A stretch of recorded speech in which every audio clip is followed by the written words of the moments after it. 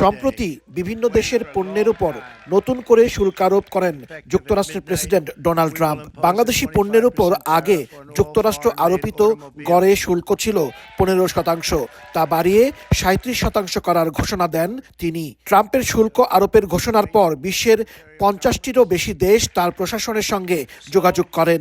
এরই ধারাবাহিকতায় 75টির বেশি দেশের উপর ধার্য করা শুল্ক 90 দিনের জন্য স্থগিতের ঘোষণা দিলেন মার্কিন প্রেসিডেন্ট। বুধবার সামাজিক যোগাযোগ মাধ্যম ট্রুথ সোশ্যালে এক পোস্টে ট্রাম্প বলেন, 90 দিনের জন্য পাল্টা শুল্ক স্থগিত করেছেন তিনি, তবে এই সময়ে 10% শুল্ক কার্যকর থাকবে।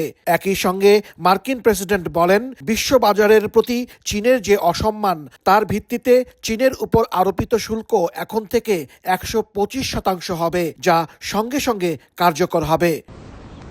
বিশ্বের যেসব দেশের উপর 3 মাসের জন্য শুল্ক স্থগিত করেছেন ট্রাম্প, তার মধ্যে আছে বাংলাদেশও। সামাজিক যোগাযোগ মাধ্যমে দেয়া এক পোস্টে বিষয়টি জানান অন্তর্বর্তী সরকারের প্রধান উপদেষ্টা ডক্টর মোহাম্মদ ইউনূস। শুল্ক 90 দিনের জন্য স্থগিত করায় তিনি মার্কিন প্রেসিডেন্টকে ধন্যবাদ জানান।